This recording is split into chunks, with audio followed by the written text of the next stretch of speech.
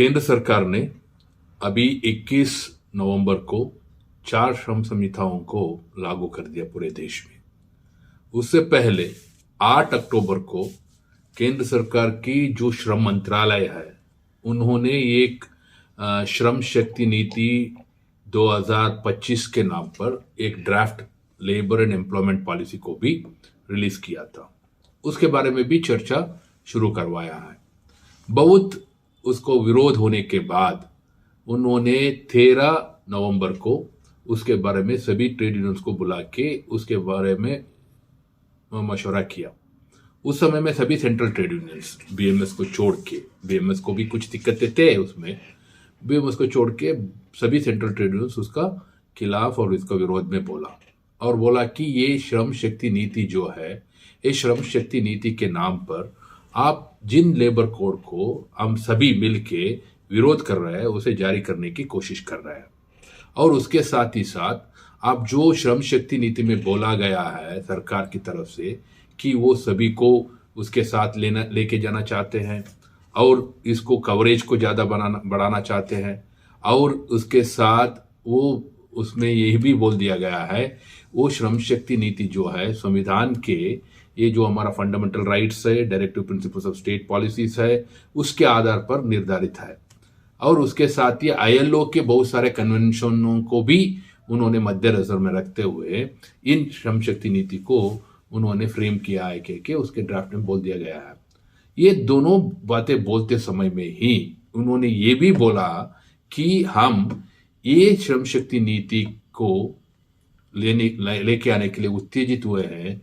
इनसे जो नागरिकता की ये जो मूल्य थे हमारा, जिसको उन्होंने बोलता है भारत देश की नागरिकता के मूल्य मनु धर्मशास्त्र के आधार पर, जो मनुस्मृति है, यज्ञवल्क्य स्मृति है, नारद स्मृति है, शुल्क न्याय है, ऐसे शुक्र नीति है, ऐसे बहुत सारे ये जो नीतियां हैं जो जिनका कोई आधार नहीं है, जिन नीतियों के आधार पर इस देश में वर्णाश्रम धर्म को जात के आधार पर वृत्ति को विभाजित किया गया था, जिस धर्मशास्त्र के आधार पर यह बोल दिया गया था कि महिलाओं को कोई भी स्वतंत्र का अधिकार, स्वाधीनता का अधिकार नहीं है, महिला केवल पुरुष के दायरे में ही रहना है, बोल दिया गया था। उन नीतियों के, उन धर्मशास्त्र के आधार पर उन्होंने ये बोला है कि ये श्रम शक्ति नीति को भी उन्होंने फ्रेम किया है।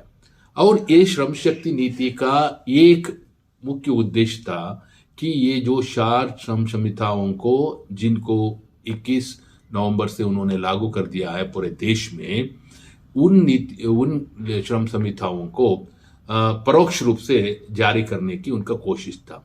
उसमें बोल दिया गया है कि सभी मजदूरों की भलाई के लिए लेके आया है। मगर ये श्रम संहिताओं में अगर देखेंगे तो जो भी इसका सीमा बल था, सीमा बल को तो उन्होंने और भी बढ़ा दिया गया है। उसका मतलब क्या है, समझिए कि फैक्ट्री कारखाना के जो कानून थे, फैक्ट्रीज एक्ट जिसे बोल दिया जाता था, उसमें अगर बिजली के साथ 10 मजदूर होते तो या बिजली के बिना 20 मजदूर होते तो उसको फैक्ट्री के डेफिनेशन के अंदर आते थे। फैक्ट्रीज के डायरेक्टरेट उसके ऊपर निगरानी रखते थे और इंस्पेक्शन करते थे, और इनका जो भी फैक्ट्रीज रूल्स में था उसके आधार पर वो फैक्ट्री चलाना था।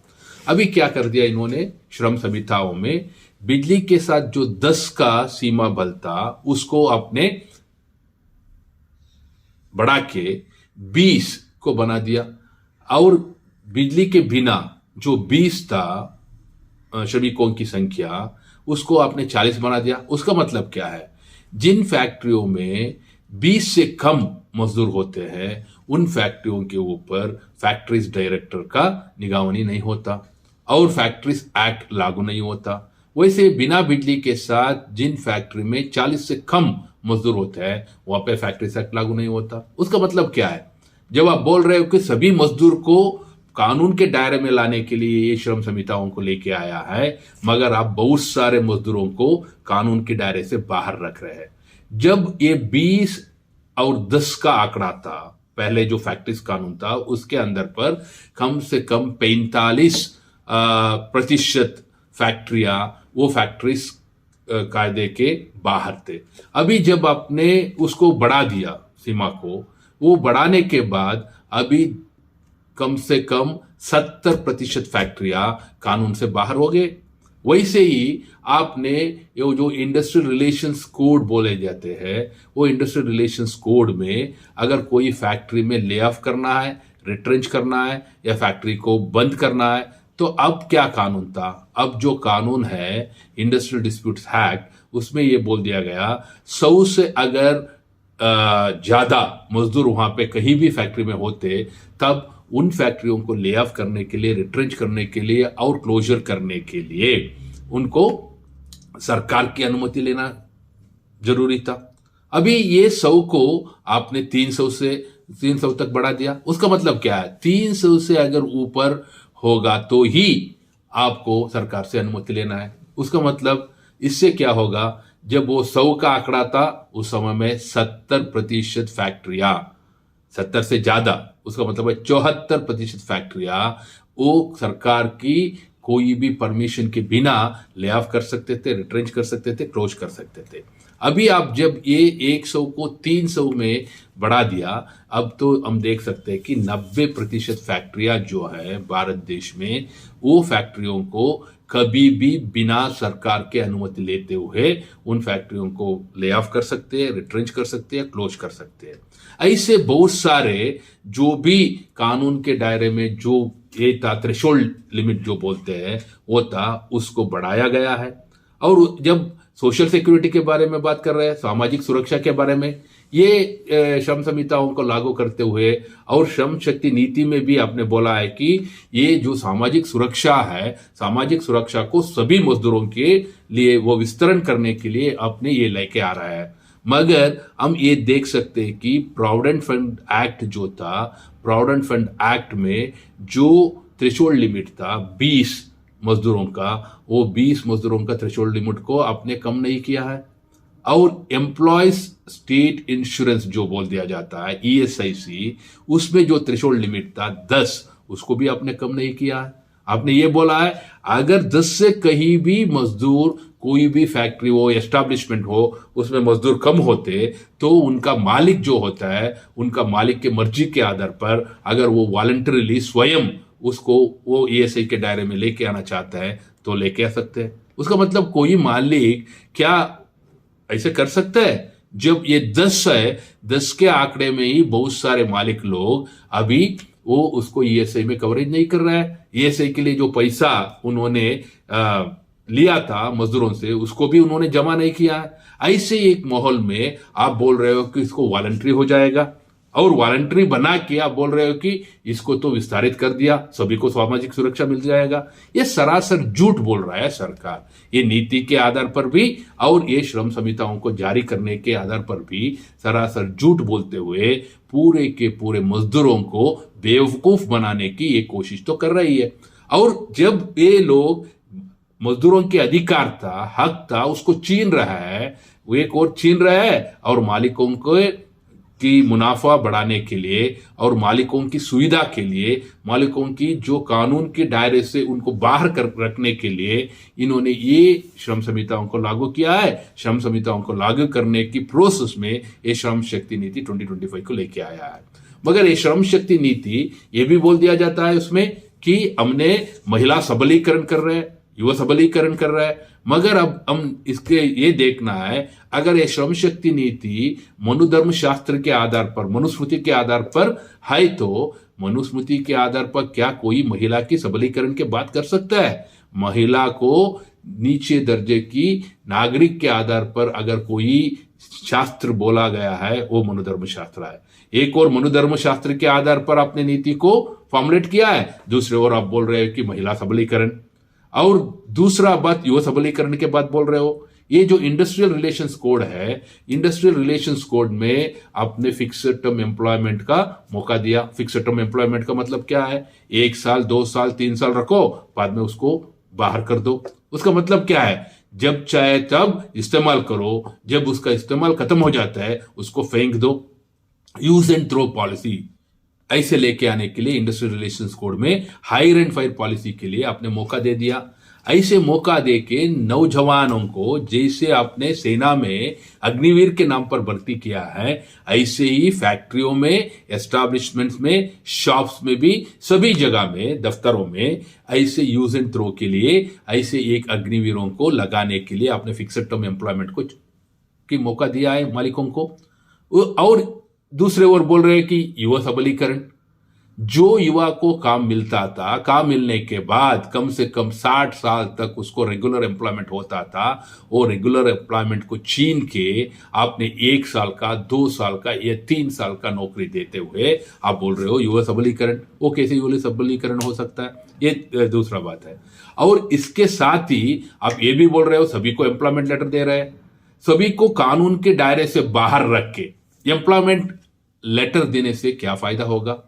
और यह भी बोल दिया जा रहा है कि टाइमली, ठीक समय पर उनको मजूरी मिलेगा।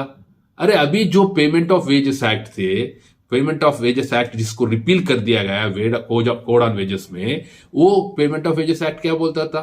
कोई भी फैक्ट्री में अगर 1000 से कम मजदूर होते तो उनको 7 तारीख के अंदर मजूरी देना है। अगर कोई फैक्ट्री में 1000 से ज्यादा होगा तो उनको 10 तारीख के अंदर मजूरी देना है। अभी आपने वो जो पेमेंट ऑफ वेजेस एक्ट को उल्लंघन करते थे मालिक पहले कानून में, उनको 10 गुना उस पर पेनाल्टी डालने की मौका था।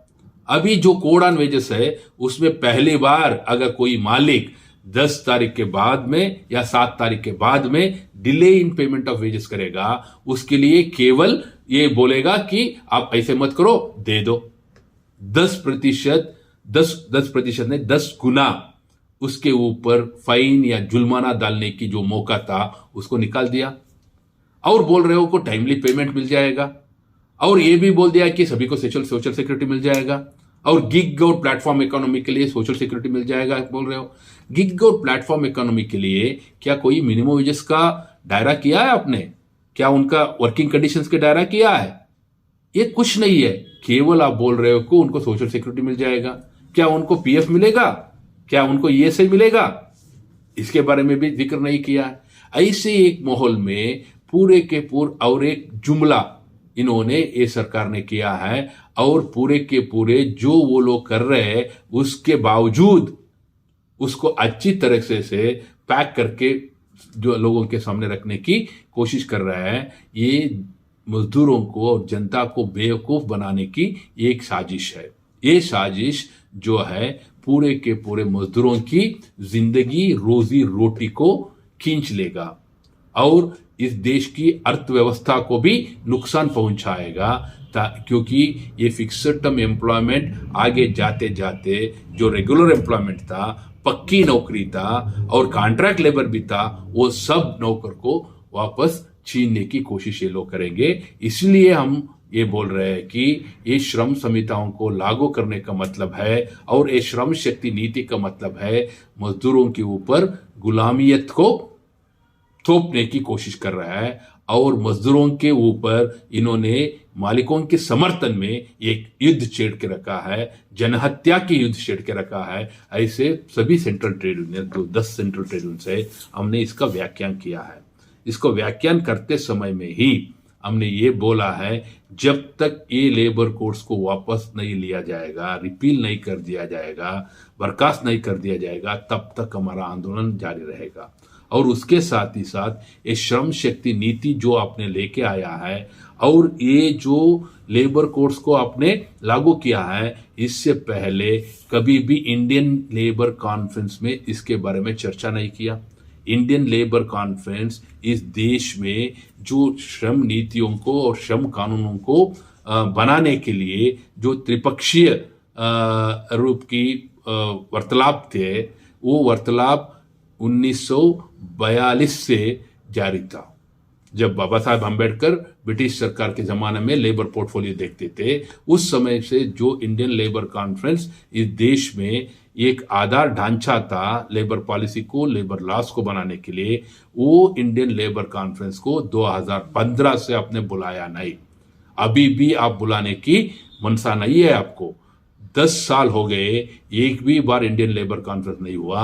और उसके साथ ही साथ ये इंडियन लेबर कॉन्फ्रेंस ना बुलाने के बावजूद आपने मजदूरों की संगठनों से बात करने के बिना एकपक्षीय रूप से आपने इन श्रम संहिताओं को लागू किया है। ये श्रम संहिता में जो कोड ऑन वेजेस है, कोड ऑन वेजेस ने जो मिनिमम वेजेस था इस देश में, वो मिनिमम वेजेस के नीचे एक national floor level minimum wages लेके आ गया।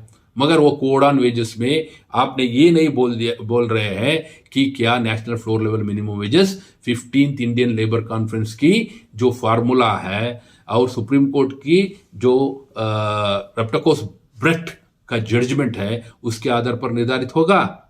ये भी नहीं बोल रहा है। मिनिमम वेजेस तो उन फार्मूला के आधार पर निर्धारित होता था, फिक्स किया जाता था। मगर आप जब ये national floor level minimum wages के बारे में बोल रहे हैं, तब तो आपने एग्जीक्यूटिव ऑर्डर बना के आपने ये बना दिया कि 176 रुपया एक दिन के लिए national floor level minimum wages. उसका मतलब क्या है? उसका मतलब है मजदूर को जिंदगी जीने से भी और भी बेहतरीन बनाने के बावजूद आपने उसको और भी नीचे धकेल रहे हो। और इंडियन कॉन्स्टिट्यूशन की जो directive principles of state policies में फेयर वेजेस का जिक्र था, ह्यूमन कंडीशंस ऑफ वर्किंग का जिक्र था और लिविंग वेजेस का जिक्र था, उसके बारे में श्रम शक्ति नीति में कहीं भी आप उल्लेख नहीं करते हैं और श्रम संहिताओं में भी कहीं भी उसका प्रावधान नहीं है।